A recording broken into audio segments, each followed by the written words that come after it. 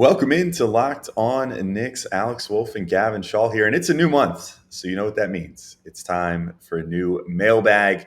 There's certainly a lot to talk about lately, Gavin. What are we getting into in this first part?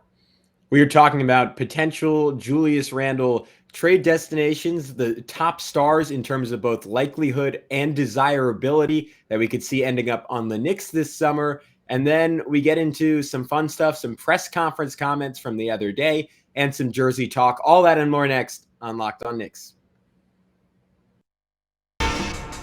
You are Locked On Knicks, your daily New York Knicks podcast, part of the Locked On Podcast Network. Your team every day.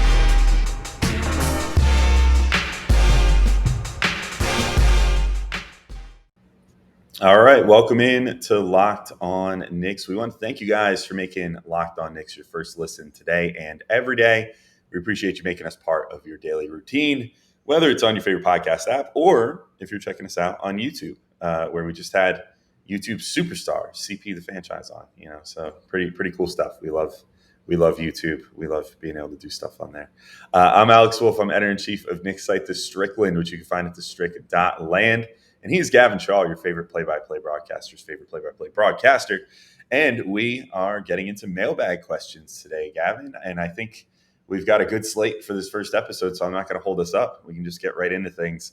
The first question today comes from Bugsy Sig at Bugsy Sig on Twitter.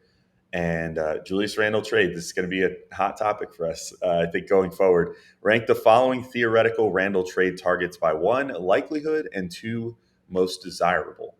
DeAndre Ayton, Harrison Barnes, Jalen Brunson, Jeremy Grant, Donovan Mitchell, or Zion Williamson. So I actually want to work in reverse of the question, Gavin. Maybe we should do most desirable and then the likelihood. Yeah. You want to. I mean, it's kind of our lives as Knicks fans. Like you want to talk about the fun hypothetical, and then we'll crush you with reality, with facts. Yeah. Right after. I would go in terms of desirability.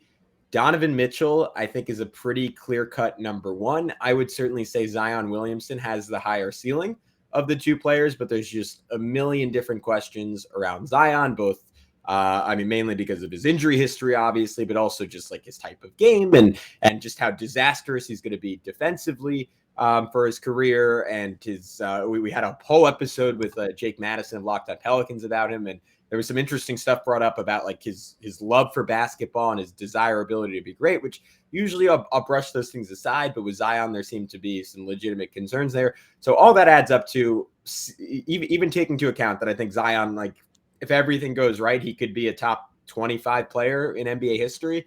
I'm going to go with Donovan Mitchell because the dude is safe, right? He like 4 years of all-star production, like 2 or 3 at this point of borderline all NBA production. He's somehow still just 25 years old, which when I looked, I don't know if I expected 26 or 27, but he's 25 years old and he's been the guy on, again, you can question Utah's playoff success all you want. You're doing so rightfully, I would say. He's been the dude on some really good teams in a very competitive Western Conference for pretty much his whole career. So I think he's the clear-cut surest thing on this list. Williamson's ceiling just too high to ignore for the second spot. Though there's some debate, you could certainly say DeAndre Ayton, again, a much safer option, someone who will likely give you a pretty good defense almost on his own and is a highly efficient offensive player. Maybe a guy who could score in the 20s on a different team that doesn't have quite the balance of the Suns. So Ayton, clear-cut number 3. Jalen Brunson, versus Jeremy Grant. I think an interesting argument between those two because Grant has certainly, I would say his last season in Detroit was maybe a higher high than Brunson has ever achieved, but because of just Brunson's overall efficiency and because I'm just in love with his game, and I think it would be such a good fit with the way the younger Knicks, aka the non-Randle Knicks, like to play. I had Brunson slightly ahead of Grant, and then Harrison Barnes, very good, very solid, but the clear cut one guy who stands out like a sore thumb on this list for being the last person there. So that's mine. But Alex, before we get into likelihood, I'll throw it back to you. Are you in lockstep with me on those rankings? Pretty much. There's only one change I would make. I definitely have Donovan Mitchell as my top guy as well. It's just like, he is, Zion might be a, great player. Donovan Mitchell is a great player. And it consistently stays on the court, which is the most important thing. We have to take that into consideration. There's no, it's the elephant in the room. Like Zion, as you said, might realistically end up one of the better players of all time if he figures things out as far as his health and all that good stuff. But if Donovan Mitchell keeps going at the pace that he's going, he'll probably be on the next the NBA 100 list or whatever. He's playing at that level. He's been that good of a player so far in his career, and if he starts seeing some postseason success, which the Knicks trade for him, hopefully it would happen as a Knick, then I think that the narrative shifts on him a lot, and people start really looking at him as even a better player than he is. Zion's my number 2. Again, like you said, just the potential is crazy. We caught a lot of heat for putting together some trade packages for Zion the other day, and including like multiple first round picks and 1 or 2 of the young players, plus Julius Randle, et cetera, et cetera. But that's just what it's going to cost. I mean, the guy was a number 1 pick in 2019, and in his 2 seasons that he has played, he scored. I noted this on our last pod with CP, but scored damn near 30 points per game without really having a 3-point shot yet. If he ever figures out a 3-point shot, like, forget about it. He's going to be like, he has the potential to literally be like a 35 point per game scorer that just nobody can defend for anything, so he's definitely my number 2. I think I would say Ayton is my 3rd as well. He might not put up the statistical case of a couple of the guys even directly below him, but I just think his impact is high enough. He's not necessarily a box score guy. He's an impact guy. And I think his impact is higher than like Grant and Brunson. I would just put Grant slightly ahead of Brunson. And I mean, it's like you alluded, it's basically razor thin margins between those two anyway.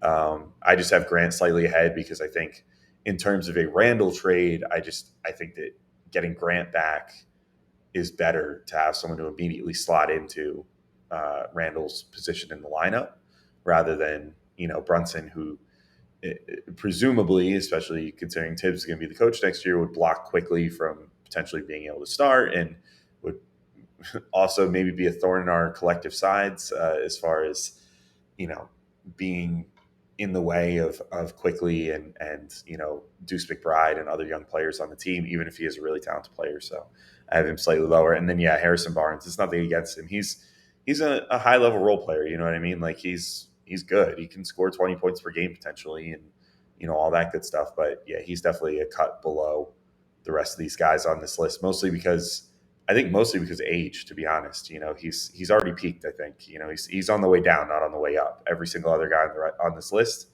otherwise is sort of on the way up, or at least like at their peak. If you want to say like Jeremy Grant maybe is peaked already, like he's there still, so I think that's where I'm at with Barnes versus the other candidates. But I'll throw it back to you, Gavin. What do you think is the most likely and least likely out of all these guys to potentially become Knicks? Yeah, so this was almost the harder rankings to do. It's I mean, especially with Donovan Mitchell. It's so like on Bill Simmons' podcast the other day, they did a very confusing segment, which was the most likely unexpected guys to get traded. And they had Donovan Mitchell number 1 on that list, and I have so much difficulty getting, because the dude literally has 4 years left on his contract. And I know we're living in like this new paradigm with like where guys can get traded with 4 years left on this contract. But if you're Utah and there's not a world where you're getting a Donovan Mitchell in free agency and you've established this organizational competency where you're probably not going to be picking in the top 5 with great frequency anytime in the near future, you're really going to trade Donovan Mitchell? Like, I don't see. I think they get rid of Gobert before they get rid of Mitchell. So I actually, because of that, I have Mitchell way down on this list. But I have Jalen Brunson first because we've heard the rumors. I mean, for months and months and months. I mean, almost past a year at this point about his connections with the Knicks and his potential interest in the Knicks. And again, the notion that is maybe being questioned now, given that Emmanuel Quickley is playing so well, but the notion that the Knicks desperately need a quote-unquote true point guard. So Jalen Brunson, clear-cut number 1 for me. I had Jeremy Grant second. I just think Detroit is not at all committed to him because Cade Cunningham is very much the fulcrum of that franchise at this point. And Grant, with the 3-point shot coming around, could be a nice piece next to him. but I believe only 1 year left on his deal. So I don't think that is an absolute lock that he stays in Detroit for any length of time. Harrison Barnes, I put third only because like I think he's a pretty good fit in Sacramento, and I don't see why they'd be rushing to trade him. Like he's a pretty ideal guy to slot next to Domantas Sabonis, and De'Aaron Fox is a really high level shooter, really high level defender, but he's just not as valuable as the other guys on this list. DeAndre Ayton I had at fourth, and that's purely Robert Sarver is cheap thing, and I don't think they want to pay 4 guys close to max money because if not, I think it's insane that they would get rid of Ayton given his fit on that team and how well they're doing.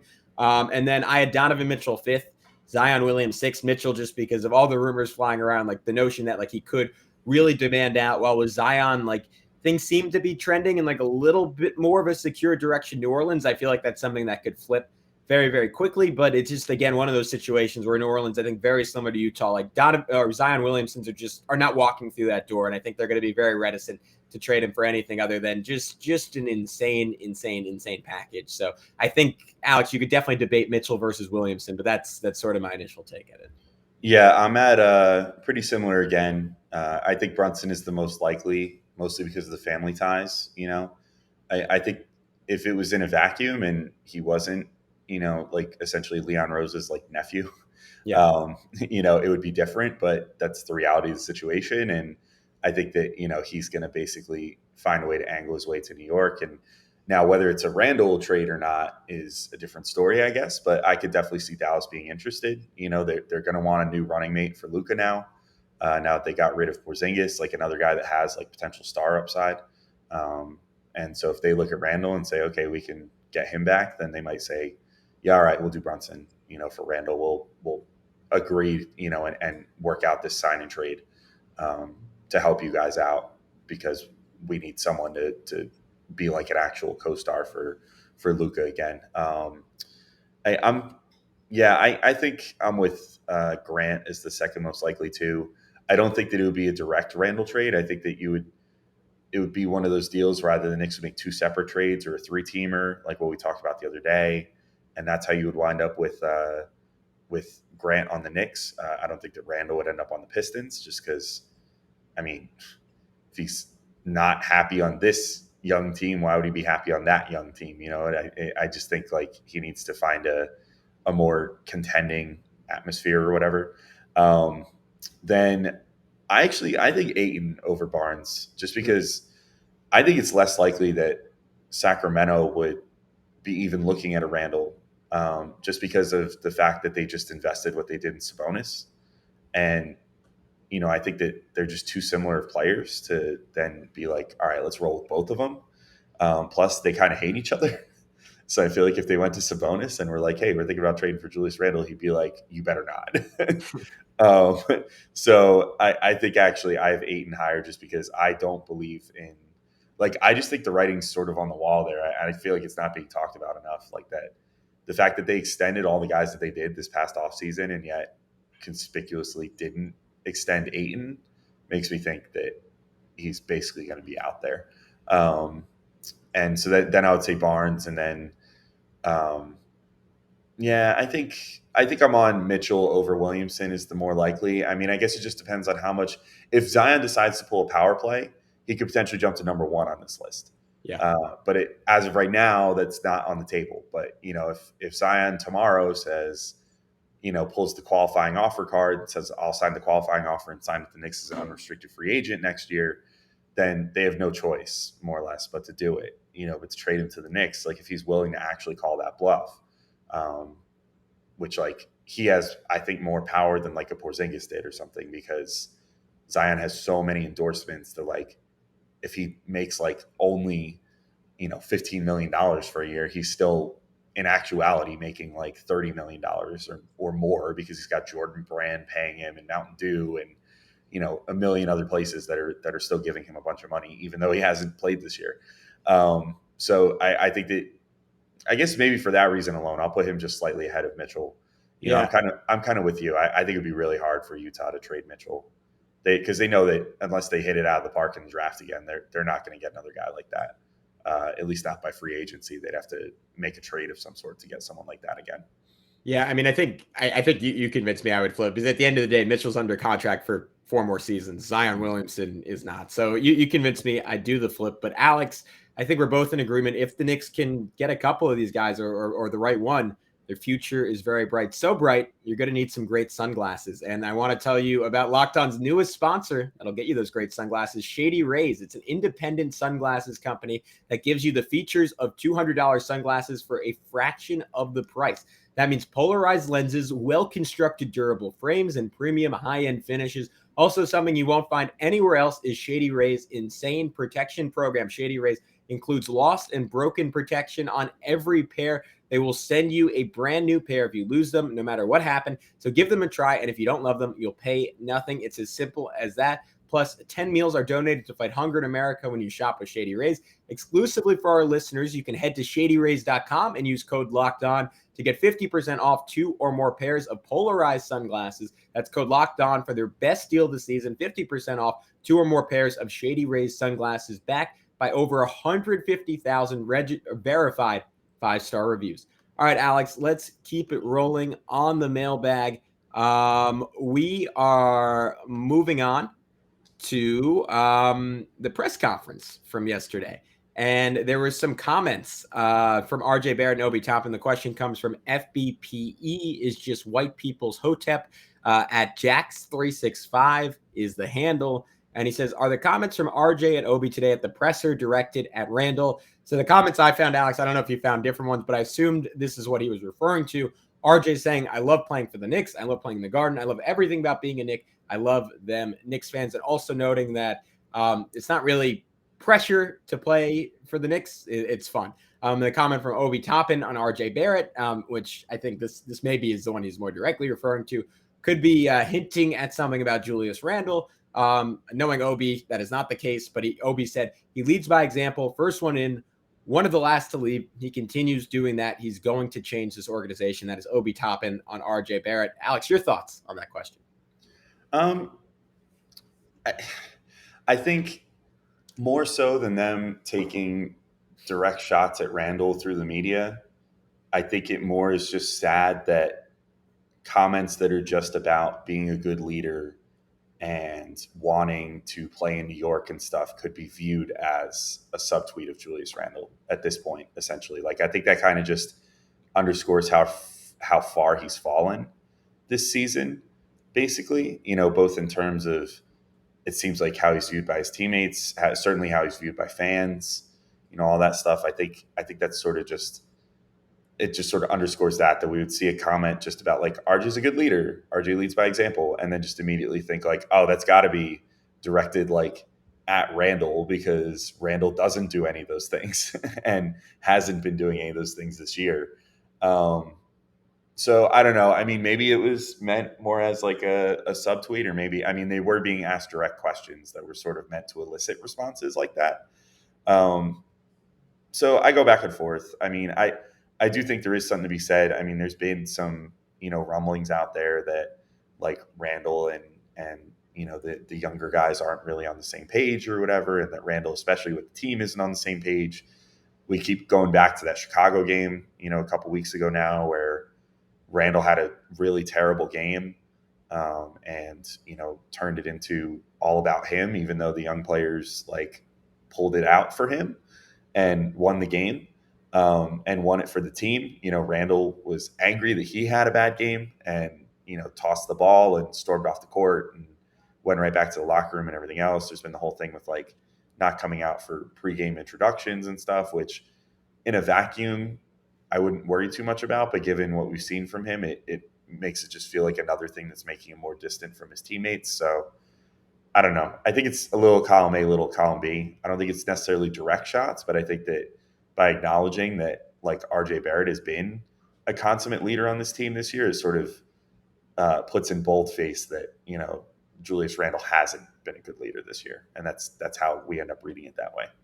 Yeah, I'm in total agreement with you. I don't think there's any subtweet element about it. I think they're just answering honestly, but reality reads like a subtweet right now, right? Like this is sort of where we're at with this situation, where any ounce of professionalism from the other guys on this team, and fortunately for the Knicks, I think this team is like full of pros, even though these guys are younger, even though they don't have a lot of experience. Like we hear it over and over again, like Emmanuel Quickly, Obi Toppin, Deuce McBride, Quentin Grimes, RJ Barrett, like all just dudes who show up and put in the time, who put in the work, who really, really care. And that's fantastic for the Knicks if they have that basis. And of course, like when the players just acknowledge reality, they're like, yeah, RJ is great. And like RJ acknowledges his reality that he's like, yeah, I don't feel like it's so obvious he doesn't feel pressure. He's like, you never see like RJ like telling the Garden to, shut the F up. Like I just don't see that happening because that's not really like he wants that pressure and he's okay with it. And it's not even like, it's not a shot at Randle. Like, of course it's a pressure cooker. Like it's not something that a normal, like humans did not evolve to have 50 or whatever, 25,000 people screaming at them and booing them. Like that would drive most people nuts. Like there's a reason that like the great leaders in the NBA, on top of being freaks in terms of their athletic ability and their commitment level, like they're almost freaks in like their ability to process a situation like that and be okay with it and say, yeah, I want that. I'm okay with 25,000 people telling me I suck, as long as they cheer for me just as loudly when I'm doing great. And Julius has ridden those highs. And to me, that's been the crummy part of this Randle situation all year. Is that Knicks fans are really smart. And like, if he had been like sliding on the floor for loose balls and setting hard screens and playing like focus locked in defense and sprinting back to stop a transition bucket and sprinting to get a layup on the other end this entire season, I don't think he would have gotten booed or critiqued once. Like even if the shot went from great to terrible, like it's not about the results. I really do think it's mostly about the process. Like, of course, like there are some fans that are going to boo regardless. And there's some people who are going to get mad, like when you have one bad game. I'm sure that's true for RJ as well. But it's just that the process hasn't been there for Julius all season. And to me, I don't know about you, but that's been like the single most frustrating part of this whole endeavor.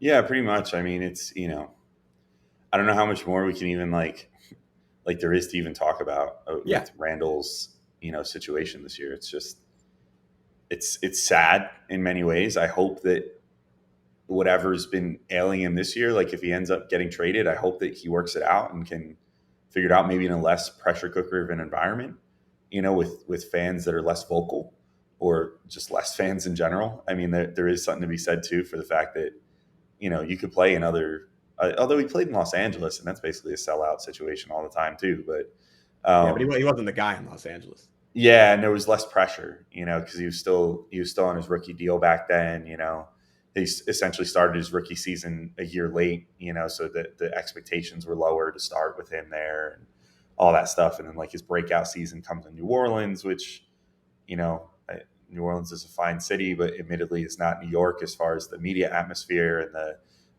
the pressure from the fans and stuff like that. So I hope he's able to figure it out at a certain point, but I guess we'll see. I think it's definitely trending towards Julius not being on the team anymore after this season. And I mean, as you said, luckily we're in a situation now where the Knicks have a guy in RJ Barrett who, regardless of if he's a A1 star or not, definitely seems to be like an A1 leader and has A1 respect of his teammates going forward, which is really important as far as building a team and building the ever important culture and all that good stuff. So I think that it's going in a good direction. But yeah, to circle it back to the press conference comments, I think it's more just it's unfortunate that we can just see comments about RJ being a good leader as being a comment directed at Julius Randle just because of how poor he's done on that end this year. But Gavin, I wanted to let everybody know before we get back and talk about one last time, well, not the last time, but one more time about Julius Randle trades, as well as whether the Knicks should bring back a different jersey that they've had in the past. And I might have a strong opinion about this. I do have to let everybody know that today's episode is brought to you by Built Bar. And you guys know the drill. Built Bars are the best tasting protein bar on the market. I'm actually visiting a friend right now, and so I was not able to bring Built Bars with me on the trip. But then, or more, I should say, I forgot to bring Built Bars with me on the trip. We went to go play basketball yesterday for a little bit, and I had to have a different protein bar. And it underscored for me just how much I miss Built Bars in my life because they are my favorite. They look like a candy bar. They taste like a candy bar. They don't hit you with that gross, chalky grossness of other candy bar or of other protein bars, I should say. They're not full of fillers and crap that you don't want to have. And I mean, in the case of one of my favorites, the Puffs, they're not. There's no other protein bar that literally is like a chocolate covered marshmallow, and that's what Built Puffs are. They come in awesome flavors like cinnamon churro, coconut marshmallow, banana cream pie. They're all so good. If you've tried the regular Built bars before and haven't tried Puffs yet, I would definitely encourage you to order up some Puffs and see what the hype's about, because they are really phenomenal. And all Built bars are low calorie and high protein. Built bars usually have 130 calories, 4 grams of sugar, and 4 grams of net carbs, compared to a whopping 17 grams of protein. So you're going to get the protein you need to recover from a workout without all the sugar and the calories and the fat and everything else that comes with some of these other bars, or especially candy bars. So if you want to get some Built bars for yourself today, go to built.com and use promo code LOCKED15, and you get 15% off your order. Again, use promo code LOCKED15 for 15% off at built.com. All right, Gavin. So we're back for our last segment of this first episode of the Mailbag, and I'm going to bring it back to sort of what we were talking about in the first segment, and also what we talked about in our episode with CP the other day. Which, if anybody is listening to this that hasn't watched or listened to that yet, definitely go check that out. We had a really great 2-part episode about Julius Randle with CP, where we first just kind of broke down the situation, whether it's salvageable or not, and then talked about some trade destinations. But Gavin, I don't have too much to add, because I feel like I kind of, at least for the moment, sort of blew all my options the other day with that episode of CP. But Steve Thomas on Twitter at DarkSteve590 wants to know realistic trade destinations for Julius Randle. So you said you had a couple more that you thought of since the other day, so I'll throw it to you to introduce that. Yeah. So a couple of Eastern Conference ones, 2 of which I think you brought up, but I'll just make the case a little bit further. I think the Washington Wizards were one of the first teams I think of, because they just seem desperate to make any kind of talent play. Obviously, they acquired Kristaps Porzingis. They have Bradley Beal. It feels like they're caught sort of in that perpetual treadmill of mediocrity we always talk about the Knicks trying to avoid. And their pitch might be, hey, this is a dude who made second team All-NBA a year ago. Let's risk it. And as a lot of people have pointed out, I think it was the Knicks Film School podcast, and Jeremy Cohen was talking about this, and I totally agreed with him, that free agency is just not very appealing this year, right? There just aren't a lot of guys that are going to change your trajectory as a franchise. And in turn, even coming off just about as bad of a season as he could have had given his talent level, Julius Randle is going to have some value. He's going to have some appeal to teams like the Wizards that are desperate to figure this thing out. We'll get to this in our next podcast, to throw a bone to Bradley Beal and say, hey, there's a reason you should sign this extension here. And that would be just acquiring more talent. So I had Randle for Kyle Kuzma. Maybe the Wizards also have to throw in a pick. Maybe they have to throw in like Denny Avdia or something. But I think the Wizards get a guy with a higher ceiling. And I think the Knicks sort of get what they want too, in someone who is young, but also a little bit more reliable than Randle is. Like high-level three-point shooter, led the Wizards in scoring and rebounding this season. Really good. I can't say I've tracked it this season, but in LA, I was always pretty impressed with his defense. So I'm a fan of Kyle Kuzma, and I think he would be a pretty clean fit for the Knicks in that power forward spot, as someone who gives you the things that Randle didn't, and maybe doesn't have like those 30, 16, and 10 games to carry you to a victory against a really good team, but just on a night-to-night basis is really reliable. Yeah, I don't mind that idea. I think, I think it's kind of interesting that Kuzma had sort of a rep as being, I don't know, like a problem child or not invested enough or whatever in LA. There was just a certain stigma about him, and that has sort of evaporated this year. And I don't know if that was just sort of thrust upon him because of he's well known for his sort of crazy sense of style and stuff like that. And I think maybe those things can sort of get projected into being like a problem child sometimes, but maybe he actually isn't, and like he has had a really good season for the Wizards this year. I would be down, if that's what you can get for Julius Randle, and like you said, if you can manage to squeeze like Denny Avdia or like a handful of second round picks or something out of them as well and make that deal happen, I'd be interested. I think that would be not a bad deal. And, you'd probably have to, I think, get a little more salary in there too to make it work. So, if that means like Kentavious Caldwell-Pope or something like that, then I'd definitely be even more on board because, more shooting, more defense. That's cool by me. So, yeah, I think I'd be down. It's a little different than the deal that we worked out the other day. And I actually think I probably like it better, including Kuzma in there. So I'll take it. All right.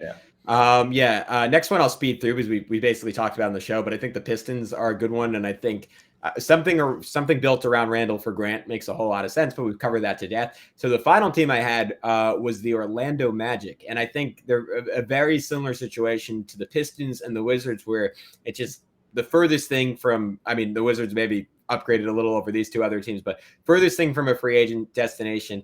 And they've been basically average to now pretty bad for the last 10 years, like post the prime Dwight Howard era. And I think I would assume there's some internal pressure at this point for them to accelerate their timeline just a little bit. Obviously, like they don't want to trade all this youth they just got and like recreate the Vucevic, Evan Fournier teams that went out in the first round every year. But I actually think Randle, especially like given how incredibly well Wendell Carter has played at the center position before he got hurt. I think Randle's actually like a really good fit for them as a stretch four and someone who could be a fulcrum, but has almost like better pieces than New York does to play around him, with like a lot of shooting with someone like Franz Wagner, with Cole Anthony, who's pretty dynamic at the point guard spot, with some of their depth pieces, like whoever they're going to take in the top 3, 4, 5 of this year's draft, like could certainly bring them some talent. And all of a sudden you could see an Orlando team that is pretty competitive next season, but doing so in a more sustainable way than they were in the past. And the name I'll throw at you, Alex, is Jonathan Isaac for the New York Knicks to go get back. Someone who is, I just think, a destroyer of worlds on the defensive end of the floor. Like I think when he was last healthy, he legitimately had a case for the best non-defensive center in the NBA. Just so flexible at the wing position. Obviously, like the jumper is pretty broken, and that's a concern when RJ Barrett is the fulcrum of your team, and you're presumably going to bring back Mitchell Robinson to play center. But we talked about this a little bit in the past. Like I kind of love the idea of building like a supersized like wing trio around RJ and playing small ball, like a lineup next year of Emmanuel Quickley, RJ Barrett, Quentin Grimes, Cam Reddish, Jonathan Isaac playing small ball 5. Like maybe you're giving up some stuff there defensively, but to me, that's to some extent the future of the NBA. That's kind of similar to what we saw the Clippers do in the playoffs, where they relied on just Paul George and Kawhi Leonard just being freaks and playing small with those guys. I think the Knicks could replicate something similar. Maybe that isn't your full-time lineup. Maybe that's sort of a curveball you throw teams' directions, but I think that would be pretty intriguing, and it would have just enough shooting that you could make it work. Maybe Obi Toppin plays some minutes there, but I don't know. Just an interesting name that I think just because he hasn't played basketball in the last year, like doesn't get thrown around a whole lot. But I wouldn't mind the Knicks taking a bet on that kind of talent. And Orlando presumably would have to throw in like some kind of pick or something to make that work. Yeah, I don't even think you need to throw in a pick at this point, if I'm being honest. I mean, he's clearly very damaged goods at this point. When you go that long without playing, you start. Oh, no, I was saying Orlando would need to throw the Knicks a pick. Okay. Well, then they would definitely, they would need to entertain throwing the Knicks a pick in that deal because, like, it's been so long with Isaac. He essentially becomes like a lottery ticket from a pure basketball perspective. Like, if he's healthy, I do like it. The defensive versatility. If you do bring back someone like Mitch, that it's sort of similar to like what I like about Jeremy Grant. In the sense that on the defensive end, I think Grant offers a little bit of rim protection, but also the ability to defend on the perimeter.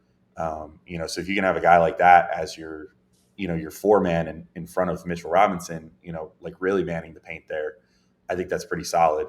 I have some questions about Isaac, and personally, Oh yeah. Oh. So there's a little bit of that to this, but from the perspective of just the basketball fit, I don't hate it at all. I think if he comes back and he's as good as he was starting to look before he got hurt, then the Knicks could potentially find a good deal here. Where if they can net a pick back too, then that has potential to look like a real steal because of the fit and the fact that you're getting a pick back and everything else. It could potentially be a really good deal. But Gavin, I'll close this out. We got one last question for this episode. Mikey Cooks on Twitter at Mikey_Cooks had a question for us. I have a question for the pod. Do you think it's time to bring back the orange jerseys, but this time it says Knicks instead of New York. I don't know if I'm quite ready to bring back the orange jerseys yet, if I'm being honest. They were pretty cursed the year that they did come out. They were in the 13 to 14 season, if I recall correctly. And the Knicks did nothing but lose in them early in the season, to the point where they literally, I mean, they busted them out, I think, for the first like month and change of the season. They would bring them out like every third or fourth game or so, and then literally retired them within a month and change of the start of the season because they were losing so much in them, and just stuck with the blue and white after that. I like the concept of an orange jersey. I would not want one that looks exactly the same. Like, I wouldn't want them to do what was done previously, which was basically just the Knicks regular jersey, but orange instead of blue or white, and then it had blue type with white outline around it. I don't know. I just feel like that's like, if you're gonna do something out there with making an orange jersey, which stands out so much, then don't just slap the classic look on it. Like, it's gonna have to be something different. I don't know what that would be. I mean, maybe, I think if you could do something like, without making it a full ripoff, but like the Suns have like that, the Valley jersey, which is like everybody's, that's like everybody's favorite jersey, you know? Like, if you could do something like that, but instead of having it look like a desert sky, and make it more look like the New York skyline kind of thing. But like still kind of that like digital look or whatever, and have it sort of be a gradient, but where it's mostly orange on the jersey. Like, maybe have a start as orange and then gradient its way up to like blue and white or whatever. That could be pretty cool to me if they could pull that off. So I'm not fully against an orange jersey. I will say I think I am against a orange jersey just like what they had in the past, or even if they did that and, like Mikey said, made it say Knicks instead of New York. I mean, I don't know. I've also been one of those, like most teams have, at home you wear your team name, on the road you wear your city name. I've always kind of liked that the Knicks have New York on the jersey at all times. And it's just like a little thing, it's like, it's cool to me. I don't know. So I'd be fine with just sticking with that, with just having it say New York, or, if you want to have it say like, honestly, that would be the way to somehow make it say the city that never sleeps or whatever. Like, instead of that circle jersey that they had before that I still don't like. So I don't know. I'd be into it. It just has to be different, and it has to feel right, because just slapping the regular design on an orange jersey doesn't work for me. Yeah, all I have to say is my first ever Knicks jersey was a bright orange Latrell Sprewell, so I have some fondness for them. I'd take it as a mix in every once in a while. It wouldn't, just from a color perspective, it doesn't really appeal to me. So like kind of infrequently, but yeah, I like some variety.